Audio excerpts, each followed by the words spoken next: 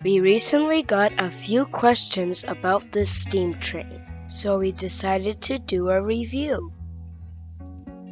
It's not Lego, but it is compatible. The box and packaging were okay. The instructions were easy enough to follow. The pieces fit together fairly well. This train has been durable. It has survived many crashes and water without any pieces breaking. The buffers fell off a bunch, so we put some Lego underneath to hold the buffers up.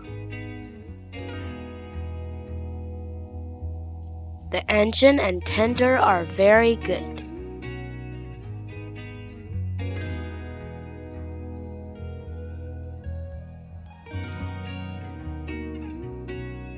The car wasn't good because the wheels won't pivot.